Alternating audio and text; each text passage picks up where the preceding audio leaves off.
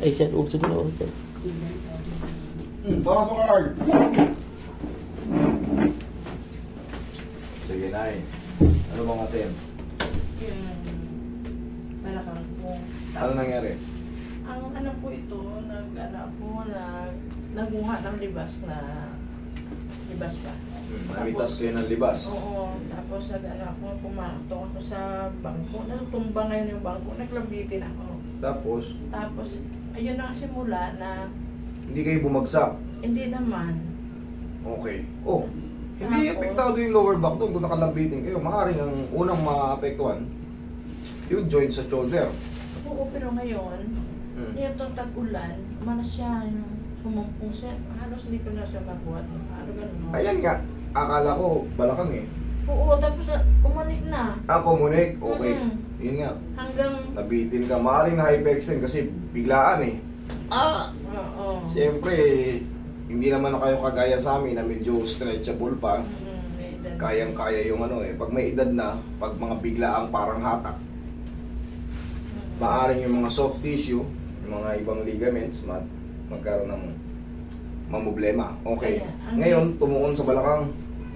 Ngayon na sakit. Tapos, Ilang araw na eh, sa ilang linggo. mula Ilang buwan. nung nag-inulan ba? Mula nung mag-ilan, July yun eh. Hindi na kasi ako nakakalakad, labas ng bahay. Tapos ako naman, operada kasi ako nung 3 bis ako nang Ano yung yan? Very good, na-discuss natin. Hindi ko rin Ano yung alam. opera? Panganganak. 3 anak ako. Tatlo, puro cesarean. Mm. Bukod dun sa cesarean, ano pa? Wala naman na. Yun lang. Okay. Eh, wala yun. Pag cesarean, wala yun. Matagal na. Wala naman. Pero ang ibang opera, bukod dun, wala. Delikado. Pero pagka ganyan, sige. Tignan muna natin bakit nahihirapan. Nung nag-uulan, July yung nag-uulan eh. Etong, nung nakaraang buwan lang di ba? O nung nakaraang taon pa, nag-uulan din nung nakaraang taon eh. Oo, pero ito lang siya nabiglat. Parang tumindi ang sakit na. Pero nakaraang taon, nararamdaman nyo na to. Oo, mayroon naman. Dito sa kabila. Sa kabila. Oo, pero ito iba eh. At saka ayan, sakit siya. Ang sakit siya. Okay, sorry. Ipipilitin ko sana yung eh. Yan, ganyan sana. Okay naman, hindi naman siya. Yan siya lang. Nakatukod sa ganito.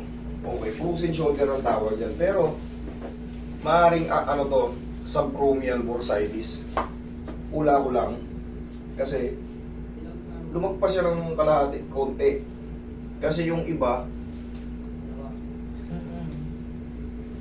hindi makalampas ng kalahati. Pero sa'yo, ano ba yung subchromial bursitis? Kung sakali mang subchromial to, i-discuss natin para alaman nyo, merong namamagaron sa loob. Ayan, yung subchromial. Yung bursa, subchromial bursa. Pero sa tingin ko, hindi nyo rin naman alam yun. Yung pyesa ron sa loob. Tapos, syempre, connected na yan. Ligaments, tendons, muscle. Magre-react yan dito. Kasama na itong pagdadamay na yan sa sakit. Yung supraspinatus na yan. Matigas na, oh. Oh. Namamagarin to. Kaliwete ba kayo? Hindi. Hindi. O mas malaki to. Okay, normally kasama naman na yan pag ganyan. Tapos yung sa balakang, hindi basta-basta kukonektahin sa balakang kung hindi kayo mga nagbuhat. Kung masakit yan, yan lang masakit, hindi connected balakang dyan. Iba ang connection ng balakang. Okay? Yung balikat, magmula rito, tama yan, pag ganyan. Pero yung sa balakang, iba ang pinagmula niyan. Maaaring nakapagbuhat kayo, biglang yuko, ganun. Sa paglalaba, yan. Pagka minsan, ang tagal natin nakasalampak, pagtayo, uy, Hirap ako tumayo. Sakit na. para kang sinabihan ng 75 years old. Kahit ano ka pa lang, 50. Okay, relax lang.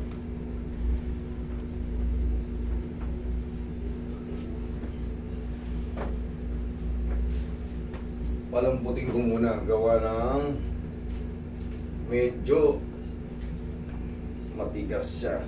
Sa tulong yan ng pau. Sa pau liniment, siguradong walang aw.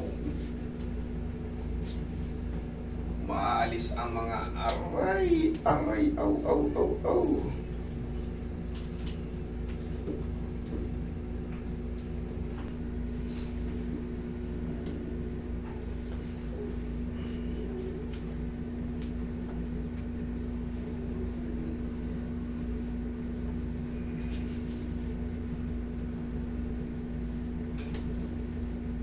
Straight lang, mami. Yan.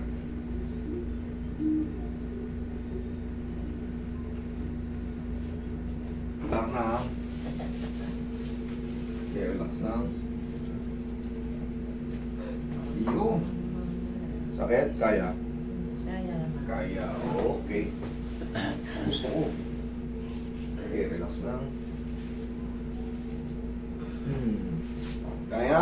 Kaya. Oh, very good. Last na to. Okay lang? Tignan natin kung angat na. Round, round, round, round, round. Abot na. Kanina. Oh. Pero bilib ako sa inyo ha, mataas ang pain toleration niya. Hindi katulad ng iba, pag nakaganyan na, pag in-adjust talagang aray, aray. Ikaw matagilid, damay na natin yung balakang nyo. Pero okay na yung balikat. Okay na nyo? Okay na. Relax lang.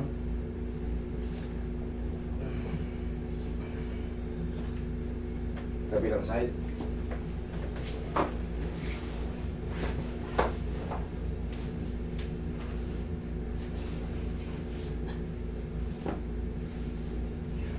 Relax lang, wala na ba na? Tihaya.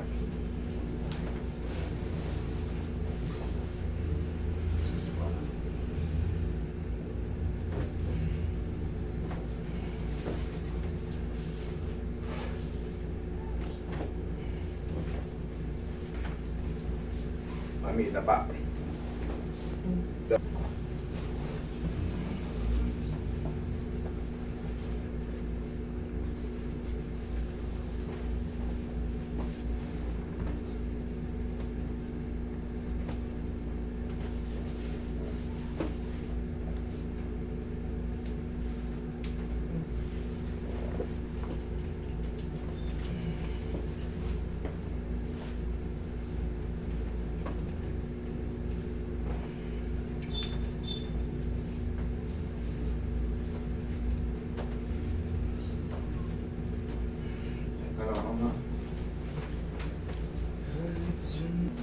Tama.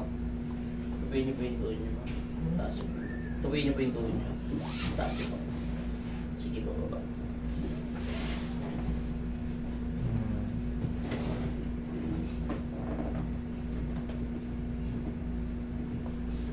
Relax na. Inhale. Exhale. Oh, wait lang. Saka inhale. Exhale. Yung. Yan lang muna.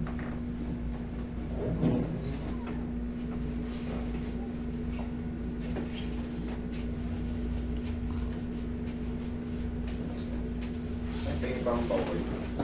Paolo Pini. Paulini na yun. Paul lang ang sagot sa mga sakit ng mga kasukasuhan nyo, lahat ng mga muscle nyo, mga joint nyo.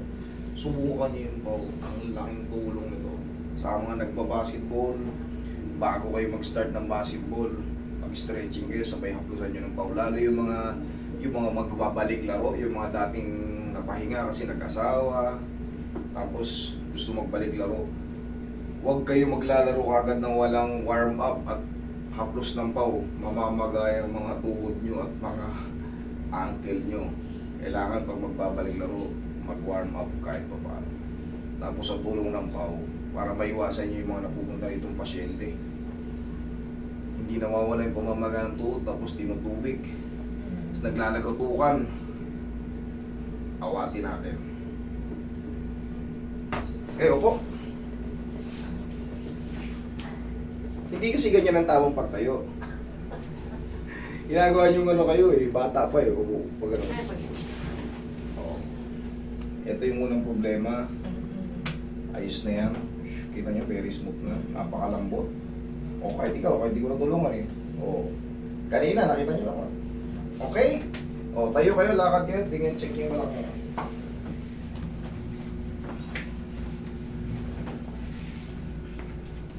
O,